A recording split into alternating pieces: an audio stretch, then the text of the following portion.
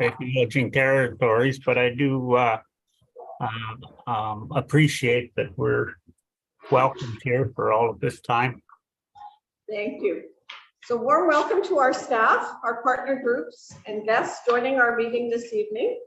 The meeting is also being live streamed through CMSD 82's YouTube channel.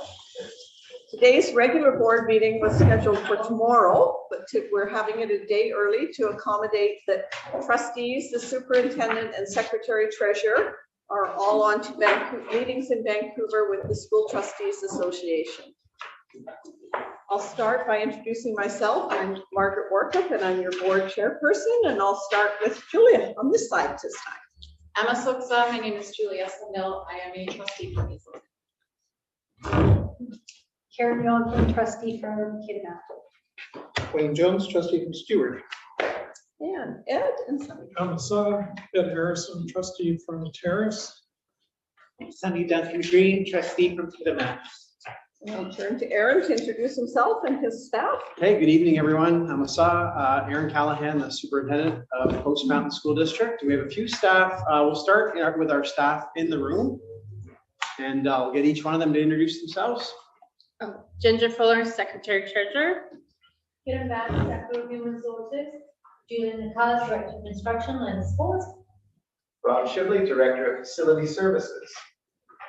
And we have a few staff working remote this evening. So I'll throw it out to those district staff who are online, just to unmute themselves and say hello. Yowts. Hi, everyone. Geraldine Lawler. I'm Director of Instruction for Graduation and Innovation. Amasa, hello, everyone. Philip Aaron, District Principal, on site in Stewart. Wonderful. So, and welcome to our partner groups behind us here. A couple of things to report on.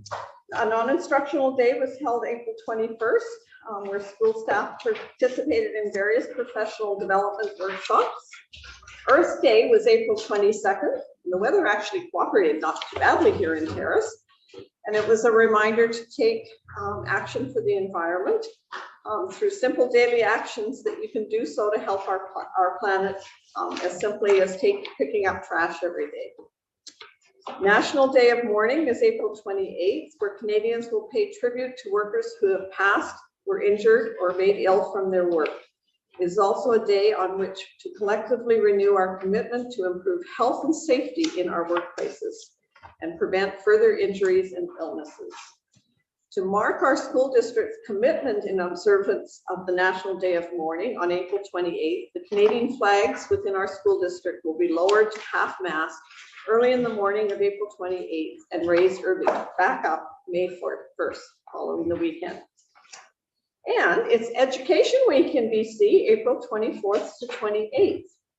This is an opportunity for the education community to acknowledge the efforts of all those stakeholders who are so invested in the success of our learners and families, teachers, support staff, school administration, trustees, district staff, parents, and many other community partners.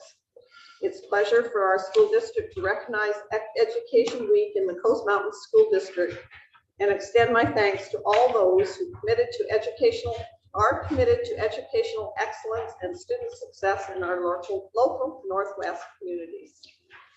Please join me now to welcome our district principal, Philip Barron, who will share a presentation on honoring student voice in Coast Mountain School District 82. Thank you. Yours, Philip. Perfect. Okay. Can everybody hear me okay? Yes. Yes. Wonderful. All right. As I mentioned, I'm coming to you live and on location from beautiful Stewart, BC. I want to mention that I spent the first hour of the afternoon here with the leadership group here at Bear Valley, and it was an incredible hour together. It fits in very nicely with our student voice here, and I'll reference it a little bit more. I wanted to let Wayne know as well that I really enjoyed the opportunity to meet with your son and connect with your son as part of the group. We had a great chat. thank you to everyone for the opportunity to share some of this information here with you tonight. We've gathered a lot of really valuable information and feedback from our student voice group sessions in a really short period of time. And there's a lot more information that we'll want to share and talk about in the coming weeks. So first of all, what is student voice? So the next slide, Carol, if you don't mind. Oh, that's okay. We jump one. That's okay. There we go. So student voice describes how students give their input in terms of what's going on or what's happening in their school and in their classrooms. We want students to know that their opinions, their ideas, their expertise, and their knowledge are all valued in all aspects of their school life. Next slide, please. There are many benefits to student voice opportunities. And as you can well imagine, students really appreciate the opportunity to be heard, to be listened to. Here are three of the main benefits of student voice opportunities. The first one is engagement. We know that when students feel valued and heard, that we see increased student engagement in all aspects of their learning. We know as well that there's more collaboration between students and teachers, and it has a very, very positive effect, a significant impact on creating and sustaining a positive culture and learning environment in all of our schools.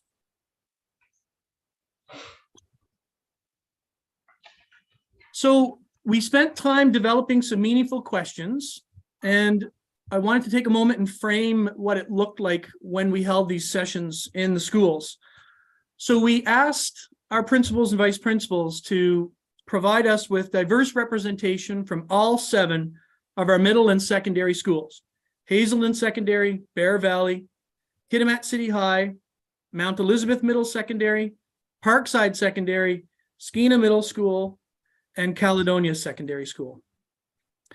And I'm really pleased to say that in every case, we did have diverse representation from the schools. The groups that I worked with ranged in size from 9 up to 18, and we had more than 80 students in total participate in these sessions. So we got a really good sampling of what's going on in our middle and secondary schools. We started each session in circle together. We spent time grounding ourselves, getting to know one another. And I used that opportunity to share the rationale for our work, to stress the importance of listening to students and hearing what their thoughts and their feedback were going to be with the questions that we had outlined. I also really wanted the students to be comfortable. So the opportunity for them to get to know me and for me to get to know them was significant to ensure that they were comfortable and willing to participate in this activity. There were 16 questions that we worked through. Student responses were all anonymous. They were written down on sticky notes, and those sticky notes were attached to the large chart paper with each question on it. And you can see on the picture that's attached to this slide, you can see an example there of a student attaching their sticky note to the large paper.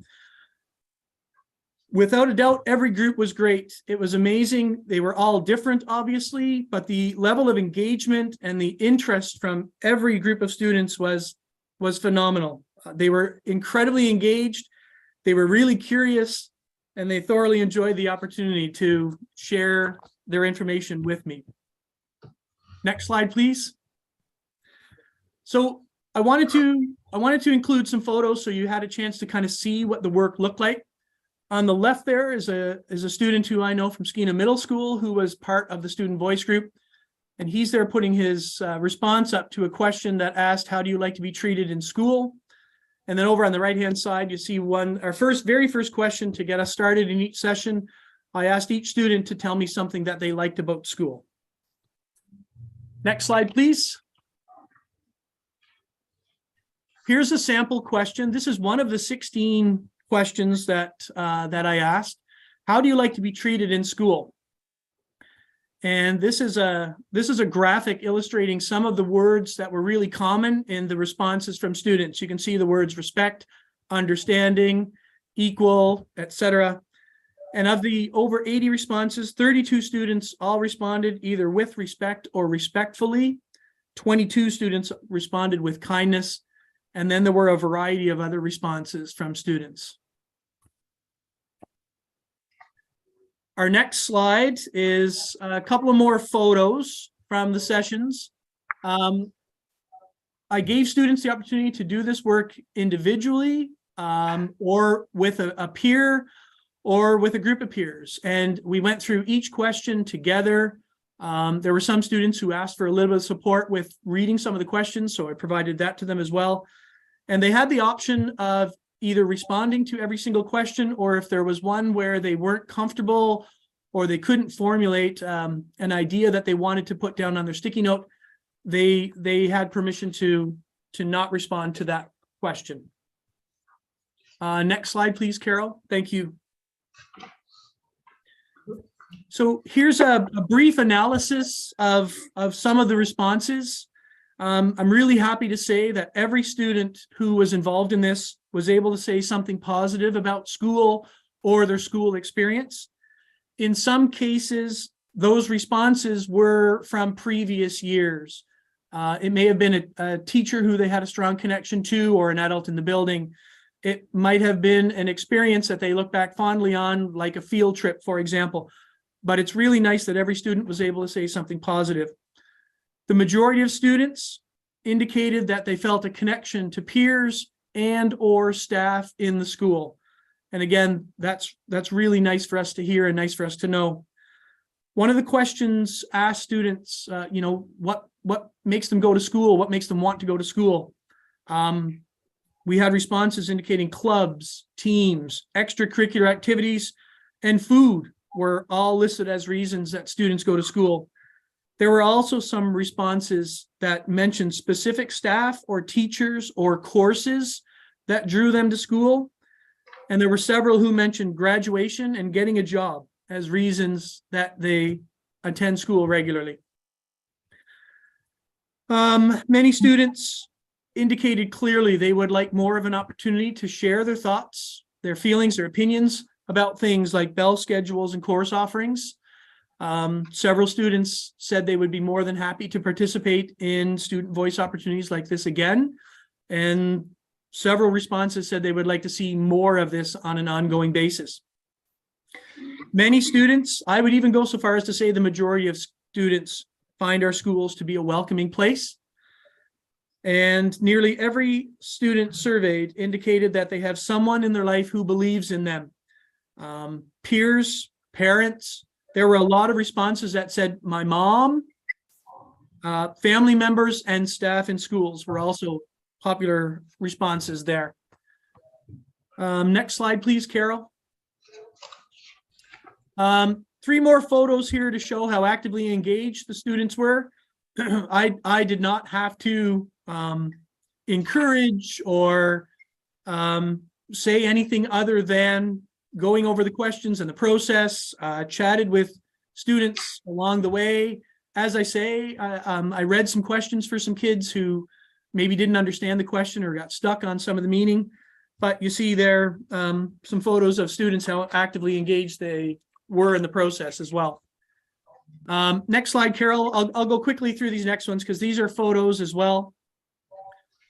This is what it looked like. The larger photo on the left kind of shows how things look like during the process with all the colored sticky notes on the large chart paper.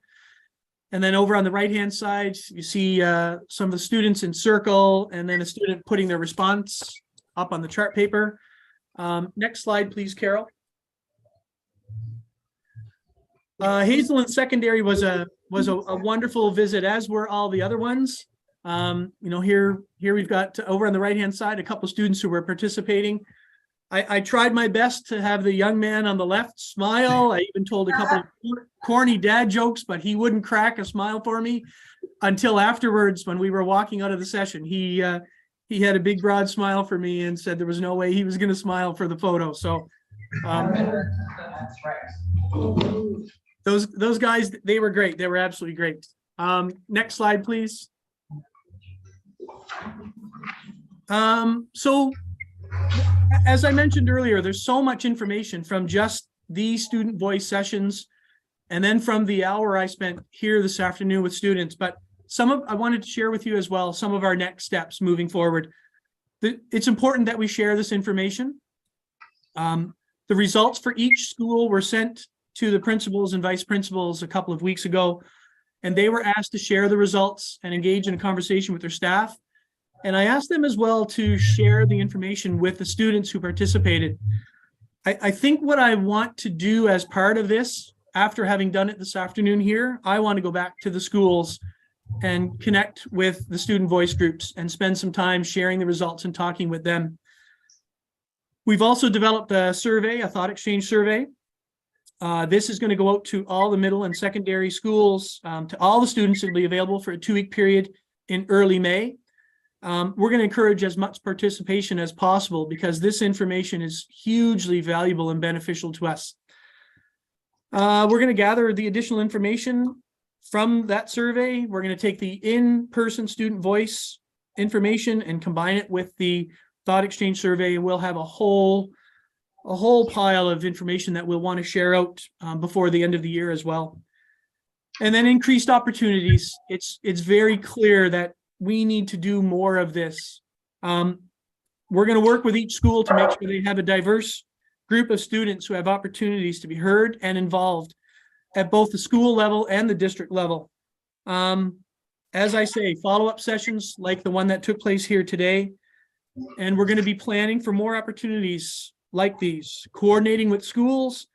Maybe we have a larger student voice get together with students from across the district, and we all gather in one place to and involve all of our partner groups as well, and have a larger conversation with our young people. So that's the end of the presentation. I know I was 5, 7, 10 minutes. I hope I haven't gone too far beyond that, but is there time for questions, Aaron, if there's any questions? Questions? Is there time? Well, I'm going to change the agenda so I can make my plane and Karen will take over. So we welcome questions. Yes. Any questions? Great information. It's exciting to hear the student's voice. I don't see any. Thank you. Sorry. Oh, sorry. Good evening, everybody. Thank you. My name is Alex Grant. I'm with Haida Nation Council.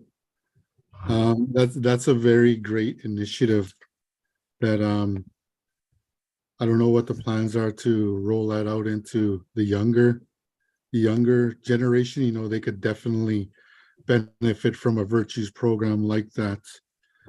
So I applaud you for taking on this initiative.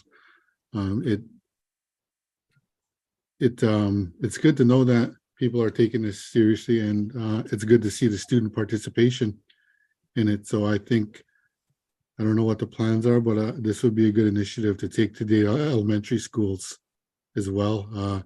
You know, start giving our students voices at an earlier age before they get into middle school, high school. Thank you very much. Great. Thanks, Alex. I don't get to see on the screen who's participating, so interrupt if there is a question or a voice. Yes, thank you. Any other questions? Yeah. Oh, sorry, one more. Go ahead. Yeah, my name's Hunter. I'm from the Sentinel. I was just wondering, sort of, what were the main problems that students identified? Oh, okay. So there wasn't any one particular theme or issue or concern. There were kind of a bit of a sprinkling of different things in different places. One example that comes to mind, there was feedback from students around things like bell schedule, course offerings, start of the day, end of the day. There was some feedback around things like that. Some students had requested a later start to the day. And that actually came up in our conversation here this afternoon at Bear Valley. And I explained to the students, I said, I totally understand that. And I do know that there are some schools in North America that do that. However, there are a certain number of instructional minutes that need to be in place as well. So if we did back up the start of the day, for example, that might mean that the end of the day comes a little bit later. So we had some really good conversation and dialogue around some things like that. But there was certainly feedback around courses and schedules and start of the day and end of the day and things like that. Wonderful, thank you. Okay, yeah, thank you. You're welcome. Alex, did you ever respond to Philip to Alex's comment? Yeah, I was hoping for a chance too. Thank you very much, Margaret. Alex, thanks for the kind words, and I fully agree with you. And this is work that we are looking at doing in elementary schools, and there are often student voice groups in elementary school where the principal and vice principal does work with students and work with the staff. And I think we want to also support that work and get involved in that work moving forward. So thank you again for your comment, your question. Thank you very much. Any other comments? Okay, if I can move forward then to the approval of the agenda with one minor change, and that will move my board chair report up underneath the superintendent's report, just in case we run out of dialogue time before I have to leave. So if I could have a motion to approve the amended agenda, Karen and Julia, thank you. All in favor? Thank you, pass. Approval of the minutes of our regular meeting, February 22nd, 2023 on pages 2 to 11. A motion to accept. Sunny and Ed, any questions? All in favor? Pass, thank you. Summary of the in-camera meeting, February 22nd, 2023, pages 12 to 13, a motion to receive. Sure. Thank you, Julia. Second. Karen? All in favor? Pass. Business arising from the minutes is on page 14 to 16. We had an inquiry about the school liaison rationale, purpose, and parameters, and it's been advised that we have a motion that the board adopt and implement the trustee school liaison rationale, purpose, and parameters agreement. If someone would so move that. Ed, seconder. Karen, discussion.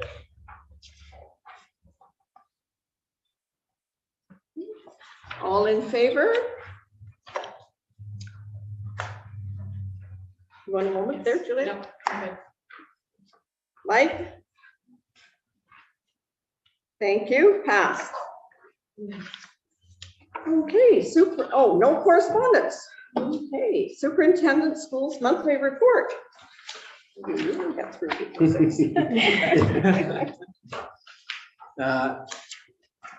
Thank you, Margaret. So the superintendent's report for the month of April begins in the package on page 17. And I think the report's a little bit longer this month, but as always, I'd like to touch on just a few highlights from the report. It's quite possibly a little bit longer because there was no report submitted in March. So there were, but some things to draw to attention in this month's superintendent's report. I'd like to look in the package on page 19. So far this year, I've tried to use the second page of the report to always bring the focus back to our district's strategic plan, engage, ignite, empower. And just to draw attention with a few visuals on page 19 of the package, some of the work that's been happening this year stemming from our action plan.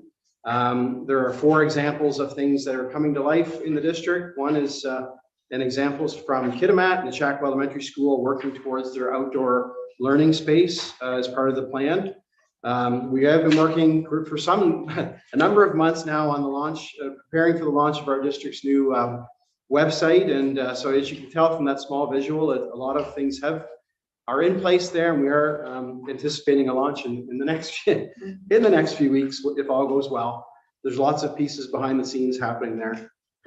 We are also working with a company, PCG Canada, to implement a dashboard that will help inform some of the decision making in the district especially around student evidence of learning and of well-being.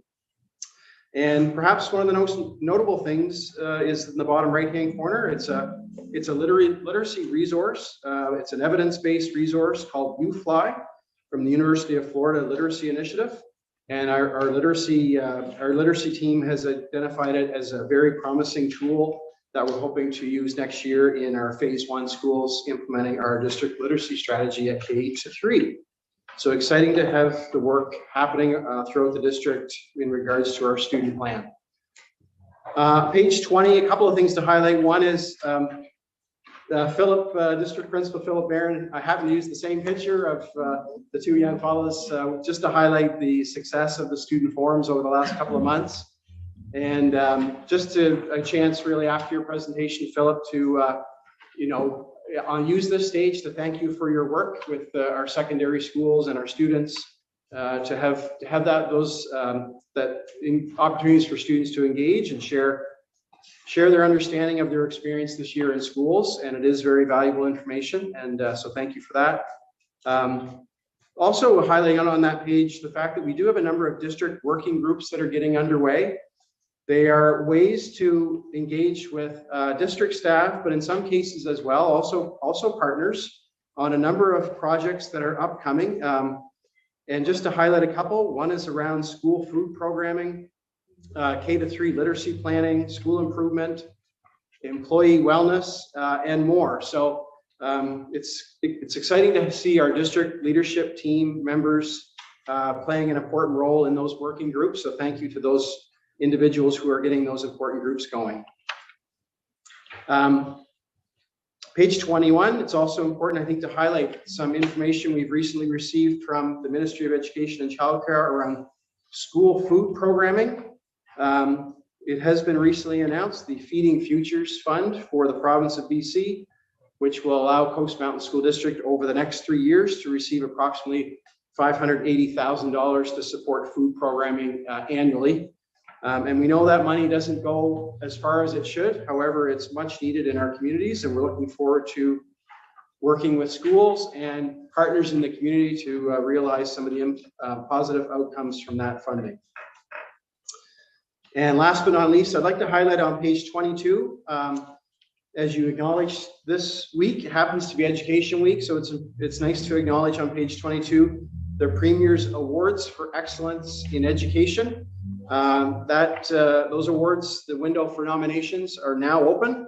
In fact, I had my first conversations today with a school administrator where 2 nominations were coming forth from that school. It is an opportunity to acknowledge any partner, any staff member, any partner in school communities where there are great things happening in the service of students and their families. And so I encourage people to consider the categories this year where provincially they are accepting nominations. And I'm very hopeful that we will have some of our outstanding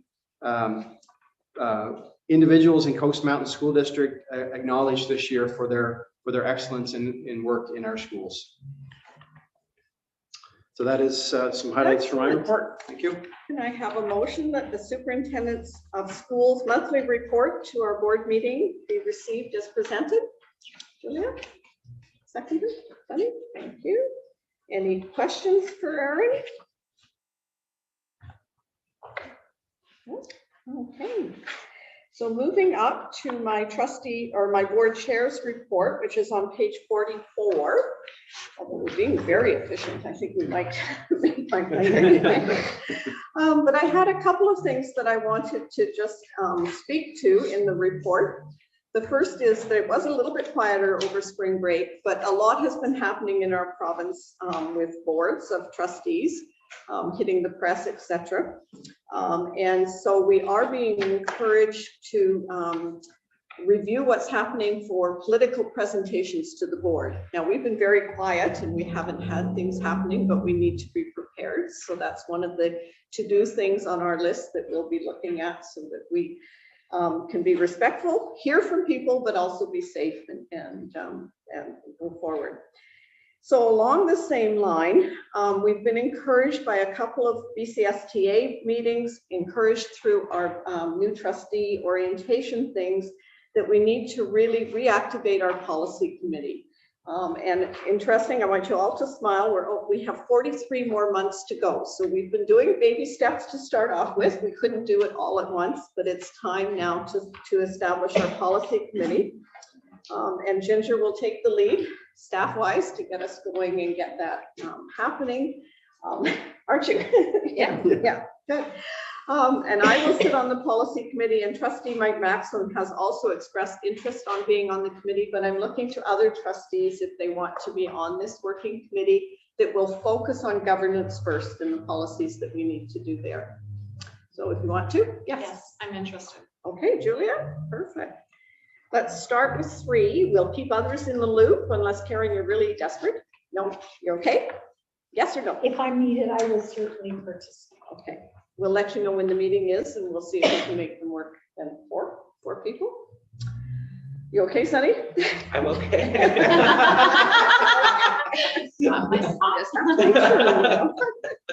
So we're all on our way to the VCSTA annual meeting, and we'll work as a team to do the voting that's going to happen that way. And then I just wanted to compliment that the board orientation presentations that are all now on our VCSTA hub to look at if you missed the meetings have been excellent. They've really given us lots of good information. And the last ones that we just had on Indigenous relations was really informative. It was excellently done. And I want to brag that we were ahead of them. We were already reading the books that they recommended and started to be thinking. So we're a proactive board in terms of we're on a learning journey that way. And then lastly, we did have the BCSTA president, Carolyn, here, and the CEO, Suzanne, and we were able to have a good dialogue and conversation about what's happening. And I'd like to thank Ed for coming to that meeting very prepared with your points to put forward so that we could advocate and push for education. So if I could have a motion to receive my report for information. So, Julia and Wayne, thank you. And in terms of the policy committee, we're getting organized. We're going to get it done. Okay, yep, perfect. Okay, we shall now move on to the Indigenous education report. We didn't do all in favor. No, we didn't do it. Yeah, thank you. I knew Carol was going to come at me. Thank you. Indigenous education report on pages 23 to 25. And Aaron is taking it for us. So Director Clifton has passed along his regrets for this evening. He has submitted his report to the board and it is found on pages 24 and 25 of the package. I'm going to highlight just a couple of things from his report because he's got some very important items in the report. He has asked, though, that we certainly can direct questions directly to Director Clifton in response to the report that he has submitted. But I will like to highlight a couple of things. Director Clifton has made note of some of the professional learning he has engaged in himself in regards to compassionate systems leadership training. And that's been some of the work happening with our own principals in this district this year with the support of Joanne Schroeder. So he's highlighted that. He's also made note of the Indigenous Education Department's staffing and hiring. Director Clifton is in a great spot where he is, through his leadership in the Indigenous Education Department, he's making some efforts to be responsive to some of the evidence and some of the concerns that have been expressed throughout the district. And there are a few new positions that will be, he's actually in the process of staffing currently. So we're very excited for those opportunities that are being presented within the Indigenous Education Department for the 2023-24 school year. This past month, there has been some focus support in Hazelton Secondary School. And Director Clifton makes note that consultant Kathy Sawchuk, former superintendent of School District 59, was on hand for several days at HSS working with leadership and working with staff to do some inventory within the school around programming. And that information is being shared this week with school leadership in a feedback loop. Coming up on the page 25 of his report, Director Clifton is making note of upcoming Northern Regional Equity Scan gathering. In fact, I think he has mentioned here that the Northern Scan meeting has recently happened in Smithers. A number of Northern districts have taken part in that session in the last few weeks. And just, I guess, maybe he hasn't quite highlighted here, but we will be having our own focused upcoming meeting in our district here in the next couple of weeks. And perhaps we'll leave it on the next note was the BC Office of the Human Rights Commissioner Special Programs Application Renewal. And Director Clifton is highlighting the work that's happening currently right now with local partners throughout Coast Mountain School District in the renewal application for special programs with the BC Office of the Human Rights Commissioner. And primarily this application is looking at an application that will be a renewal application for an existing special program that saw hiring preferential opportunities for individuals that identify as Indigenous through the Indigenous Education Department. And it is our hopes that through this application, Coast Mountain School District will be in a position to expand that special program status to have preferential hiring opportunities for individuals identified as Indigenous and are qualified for positions throughout all of Coast Mountain School District and across all departments.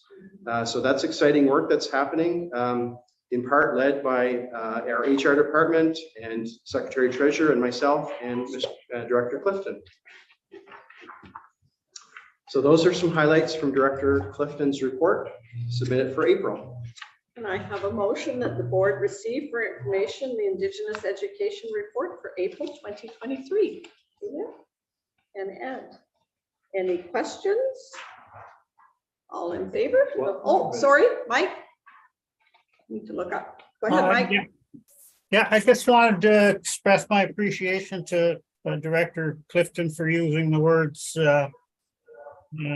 inform the implementation of targeted actions and feedback loops to measure the impact of those actions. I'm very impressed. Thank you. Any further questions? Ed? With respect to Hazelton Secondary Schools report, this will be the third report, if I'm not mistaken. I was just wondering if anybody is going to collate the first report that was done by the superintendent, former superintendent of Smithers, and then the report that we spent the day in Hazelton School. Now there's this report. Is there something that's going to draw everything together? And perhaps Director Clifton would be best to answer that, but I can say through conversation with both of those previous reports have been referenced prior to this work with Kathy Sawchuk.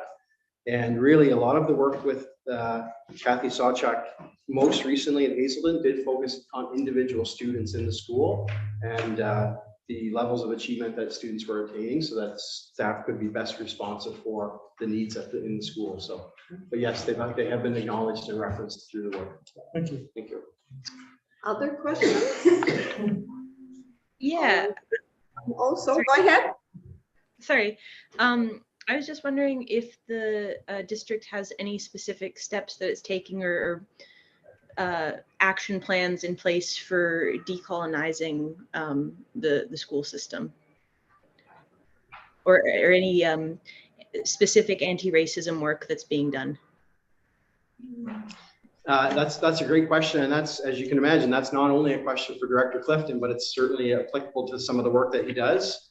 I can say right now that as a district, we have been working with our district leadership staff, including all of our principals, so far this year in professional learning around anti-racism and specifically Indigenous anti-racism. And we've been having collectively some great conversations. With our new provincial anti-racism strategy, it will form the work that happens over the next couple of years in the district. And I think we're really in a fortunate spot that it does align really well with our district strategic plan. So as we look towards developing our action plan for the 23-24 school year, there will be some more anti-racism specific strategies and actions that will be spelled out within the action plan for next year. For this year, I would say there's been a lot of learning happening with our administration, primarily as initial steps. Great, thank you for your question. And I was just going to nudge that because you're doing it with the newspaper and things like that, call Aaron and sit down and talk about some of these complex questions that you're asking, because they're hard to answer on the spot, and he could probably give you Yes. more information. And yeah, No, that's so we welcome you to come in and speak with our superintendent and find out all the good work that we're doing, or the areas we're working on. If you don't mind, I'll put my information in the chat. Okay, certainly, and he'll get in touch with you. Perfect. We will move now to, did I do the all in favor? All in favor, please, because I can't remember. I just read a P beside me. Thank you. We'll now move to 10.1, the business committee report. And Ed Harrison, thank you. Okay, I move that the minutes of the business committee meeting held on April the 12th, 2023 be received for information. Moved by Mike, second by Sunny. All in favor? Passed. I mean, Yep. yeah. Okay. There are a number of other items. The ministry data collection projected enrollments for 2023, 2024, 2024, 2025, and 2025, 2026 school year. The background is to reference the attached data collection of projected enrollments for the 2023, 24, 2024, 25, and 25, 26 school years for Coast Mountain School District as submitted to the Ministry of Education on February the 15th, 2023. Projections received from school districts will be used by the ministry to facilitate the development of the operating grant estimates. Operating grant estimates 2023-24 will be announced on or before March 31st, 2023. And they were. The business committee reviewed the data collection of the project enrollments in its April 12th, 2023 meeting and brings forward to the board for information. The recommended action is that the board receive for information the ministry data collection projected enrollments for the 2023, 24, 2024, 25, and 2025, 26 school years. Seconder for Ed's motion, Karen. Any questions on the data? All in favor of receiving? Pass. Thank you. Okay, the next item is the ministry estimated operating grants 2023-24 announcement. The Ministry of Education and Childcare Resource Management Division announced on March the 15th, 2023, the 2023-24 estimated operating grants for all 60 boards of education. Attached is the 2023-24 estimated operating grants and an overview of the 2023-24 operating grant allocation formula and the 2023-24 forecasted ministry operating grant summary for Coast Mountain School District. The total school district allocations are based on projected enrollments provided by boards of education for the 2023-24 school year and generate in provincial preliminary operating grants of $6.622 billion. The ministry is increasing the basic per student allocation for standard, alternate, and continuing education schools by 9.4% for the 2023-24 school year. Operating grants will be recalculated in the fall of 2023 after the September 29th, 2023 enrollment is confirmed. The operating grant allocation will again be adjusted subsequent to the February and May 2024 continuing education and distributed learning enrollment counts. Funding will be adjusted in February 2024 for any growth in special needs enrollment. The business committee reviewed the ministry's estimated operating grants 2023-24 announcement at its April the 12th, 2023 meeting and forwards to the board for information. The recommended action is that the board receive the Ministry of Education's estimated operating grants 2023-24 announcement as presented for information. Seconder. Thank you, Carrie. Any questions on the estimated operating grants and the changes? All in favor of receiving for information? Pass. That's it. Next Okay. one. Next one, ministry response to the annual 5-year capital plan submission for 2023-24 and the capital bylaw number 2023-24 CPSD 82-01. The reference the attached letter dated March the 9th, 2023 from the Ministry of Education and Child Care's Capital Management Branch, Resource Management Division, in response to the board's annual 5-year capital plan submission for 2023-24 major and minor capital programs reviewed and adopted at the June 15th, 2022 regular board meeting. The ministry reviewed all 5 capital plan submissions across the participating 60 school districts to determine priorities for available capital funding while following the ministry programs. As outlined in the ministry's letter, Coast Mountain School District will receive funding support for minor capital projects under the School Enhancement Program, SEP, Carbon Neutral Capital Program, CNCP, and the Playground Equipment Program, PEP, noting that design process, tender, and construction of these projects must be completed by March 31st, 2024. The ministry also instructs boards of education to adopt a single capital bylaw for its approved 2023-24 5-year capital plan as attached. In accordance with Section 143 of the School Act, to allow the school district to access the ministry's capital portion and to receive the certificates of approval. The business committee reviewed the aforementioned ministry response and capital bylaw requirement at its April 12th, 2023 meeting and brings forward to the board for bylaw adoption. The recommended action, the capital bylaw number 2023-24 CPSD 82-01 capital plan 2023-24 be read a first time the 25th of April 2023. So moved by Ed, seconder. Move that. Sunny. Any questions on the capital plan? Okay. All in favor? Passed. That the capital bylaw number 2023-24 CPSD 82-01 capital plan 2023-24 be read a second time the 25th day of April 2023. Moved by Ed, seconder. Motion. Thank you, Julia. All in favor? Passed. The next bylaw must be passed with unanimous consent in order to be passed. Do we Third have reading. unanimous consent to move to third reading? All in favor?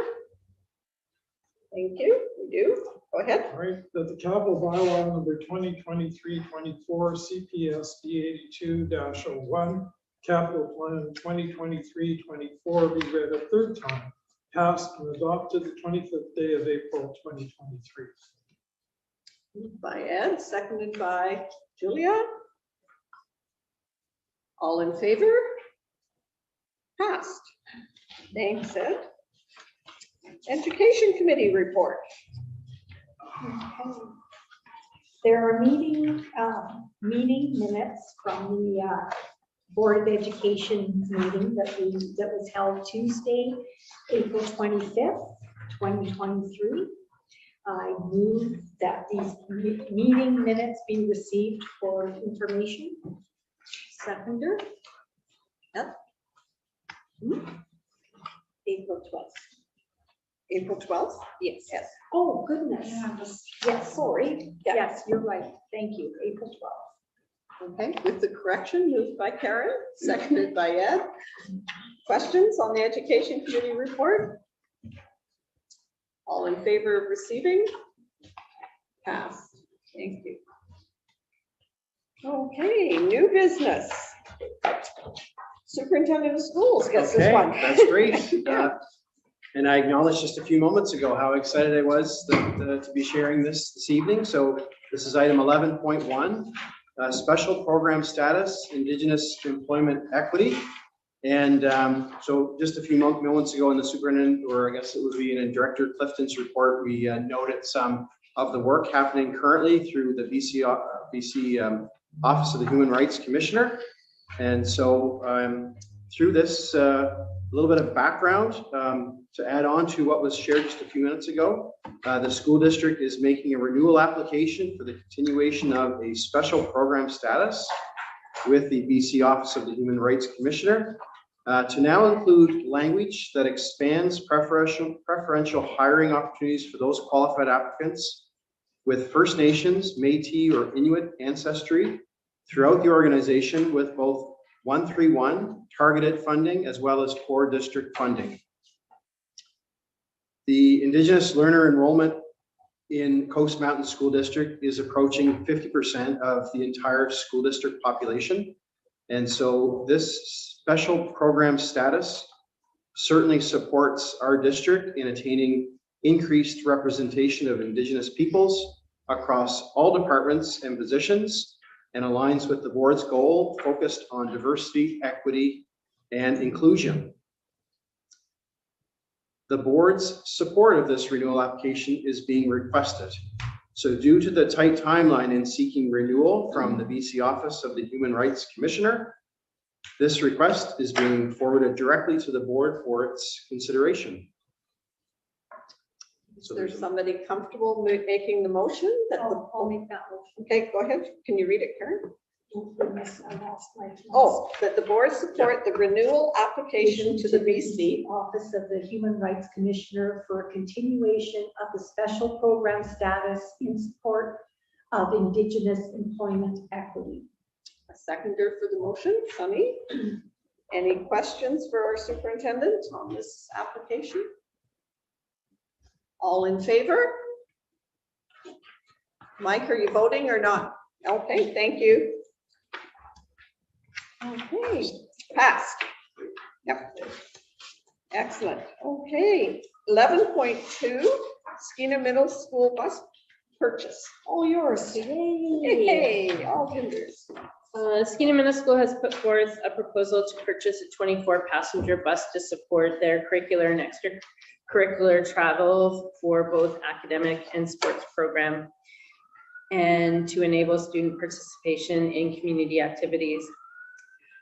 The bus utilized by Skeena Middle School for these activities is no longer deemed safe for student transportation, and the costs for maintenance and repairs are significant and in continuing to increase every 6 months during inspection, and that it's required every 6 months for the inspection to be approved. It is recommended that a new bus be purchased, considering repairs are not feasible and to ensure the safe transportation of students. The cost of a 24-passenger bus through the Ministry of Education and Child Care's provincial purchase agreement is approximately $112,000 net taxes and fees. There's a quote attached. Skeena Middle School currently has $60,000 to put towards the purchase, and an expected trade-in / private sale recovery of $20,000 plus for the old bus. Skeena Middle School is seeking interim bridge financing through the local capital reserves over 3 years, which means that we would support in the purchase of this, and over the next 3 years, Skeena Middle School would pay in 3 equal payments the remaining cost of the bus back to the school district.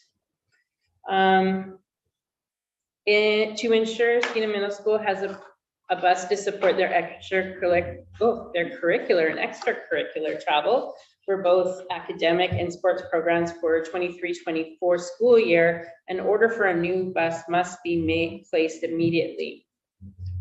And the reason that there is such a tight timeline is because they just had their last inspection, and it's going to cost $8,000 to $10,000 this time around, which they already spent $6,000 the last inspection. And due to the tight timelines of ordering and getting a new bus here in time for the early in next school year, we have this request is being forwarded directly to the board for consideration.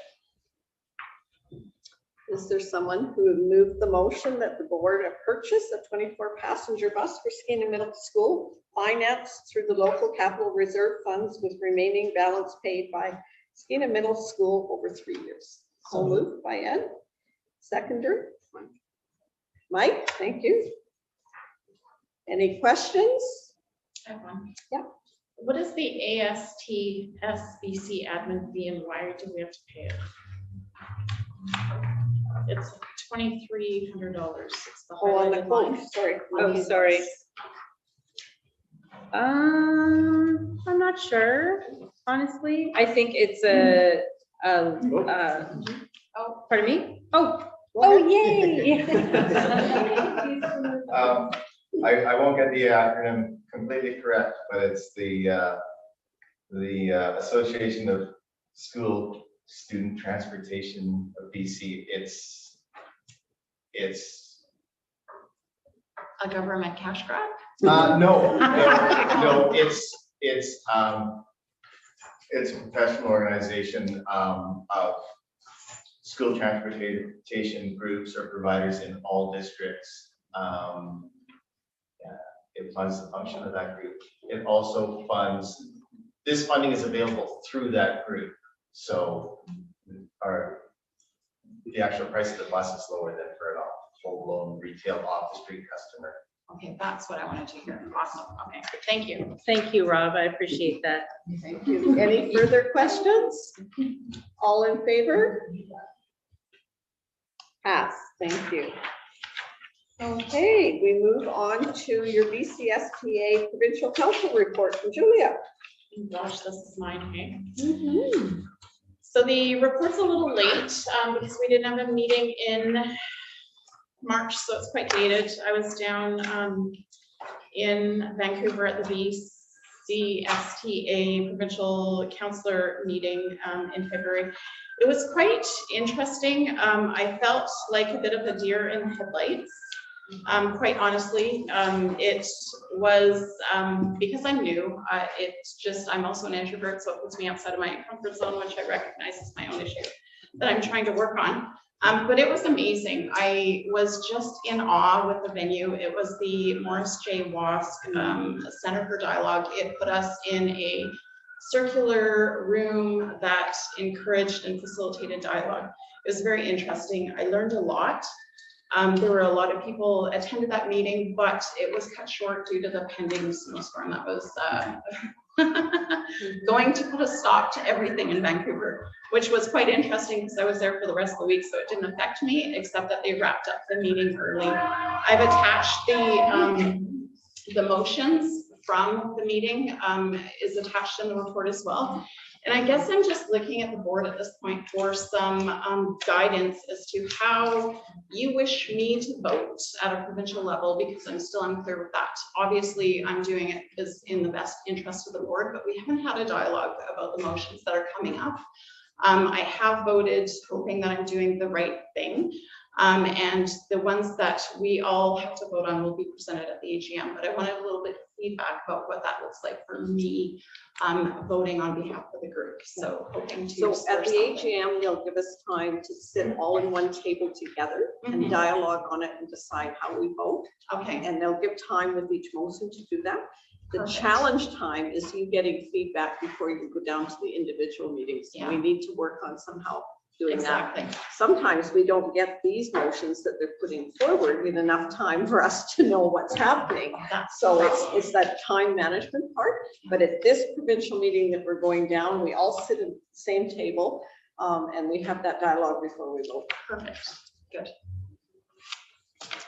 Great. Can you move receipt of your report? Sure. Seconder? Karen, all in favor of receiving Julia's report? Thank you. Good, passed. Now, trustee reports. Anybody want to say anything as I pack up my stuff? Ed, go for it. I don't get anxious about looking at plane. I miss too many of them. Just like to recognize Graham Wodak's Caledonia Drama Club producing the play Interrupted Vanessa. And they won a number of awards for the play, and they'll be taking it to the provincials.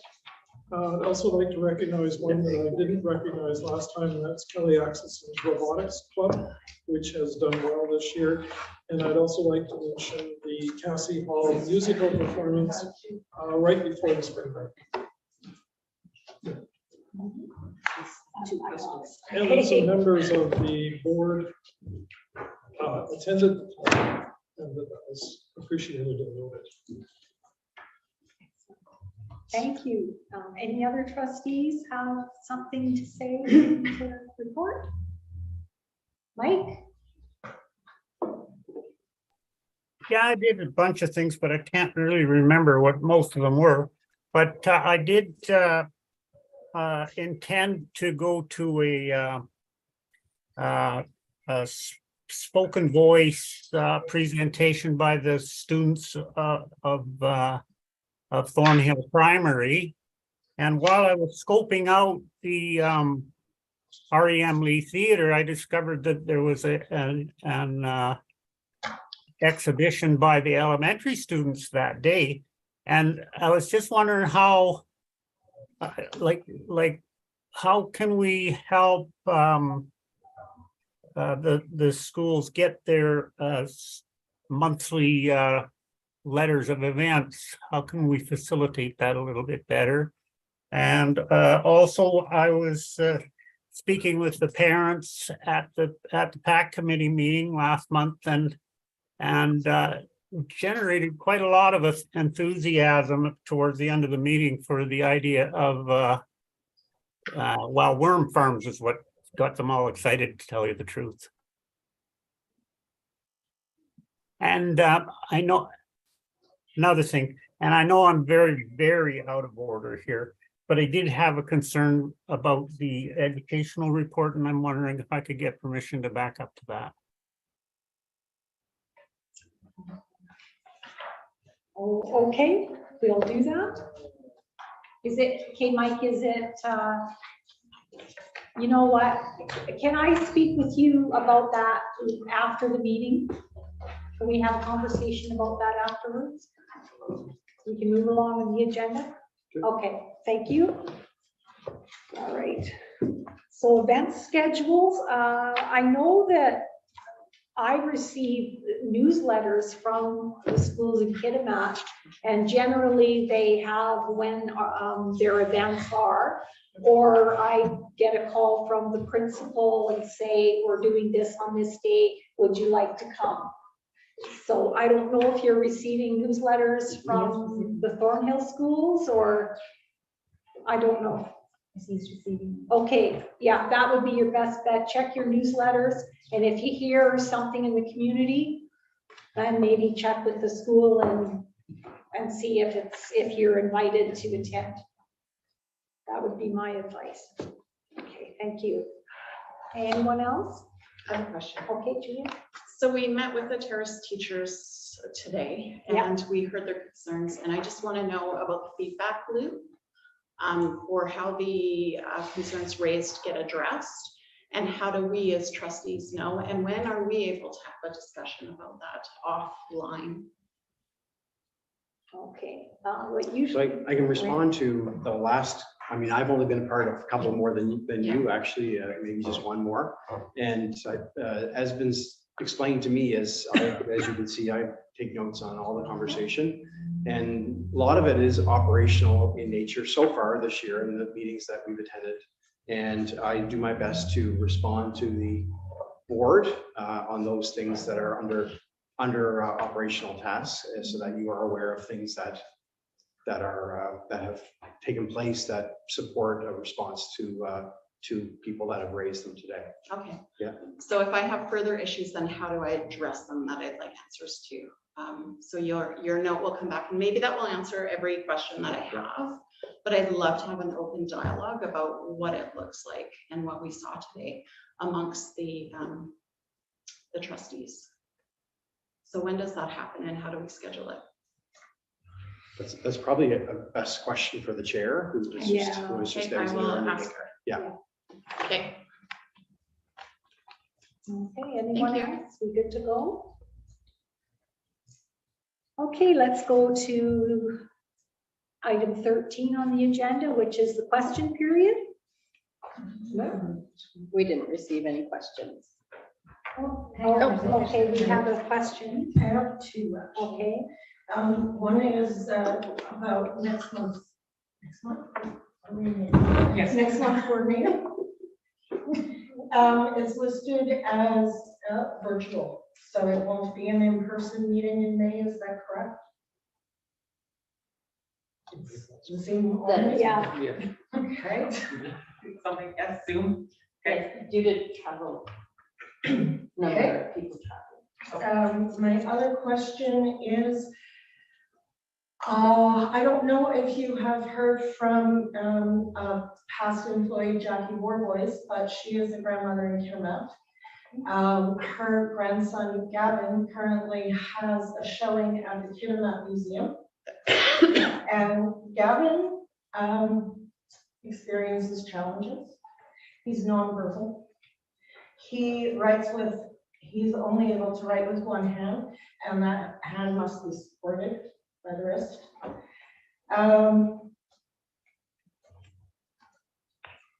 He has a showing at the Kitimat Museum. It's extraordinary, to say the least. And I strongly urge everyone in this room to attend Kitimat Museum and have a look at some of the work completed by one of our students.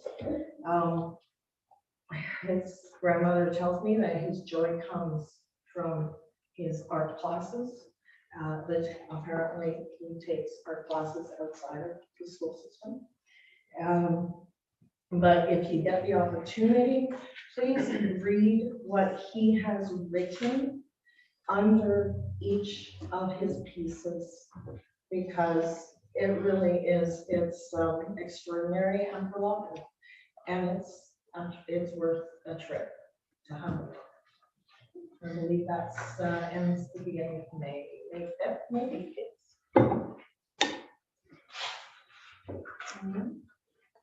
Thank you for that information. I will definitely check it out. It will be worth your time. Oh, definitely. It sounds great. Any other questions? Anyone? Oh. All right. Looks like it's time to adjourn. Do you need a motion to adjourn? Okay, Ed. Anyone else? Second? I'll second. Okay, thank you, Julia. All right. Next board meeting is virtual. May. Are you sure? No, I didn't. Yeah, thank you. I don't want to. All right, so we'll see you virtually in May for our next board meeting. Thank you, everyone, for your participation. Carolyn. Thanks, Rob. Bye. Thanks, everybody online. Thank you. Thank you. Thank you. Bye, Jody. I'm not sure. I know we had the date until June. Yes, to June. That's all I know. I see Joanna on there. Yeah. All right, Mike, are you See you, still Mike. there? Yeah, You I'm want- still here. The education meeting? Thanks, Joanna. Yeah, on page 3 of the report, it says that the teachers' unions advocating parents of the students to refuse the provincial foundational skills assessment. And isn't the foundational skills assessment mandated by the provincial government? You know what, Mike, I'm gonna give you a call. Oh, you can't hear me? Yeah, I- I'm you know gonna what, give you a phone call. Karen, I can respond to that. Okay, Aaron will respond to you about this one. Mike, can you repeat that question? Okay, the provincial foundational skills assessment, is that not mandatory? Yes, it is a provincial assessment, and the province and the district encourage all students to participate who are eligible to participate. So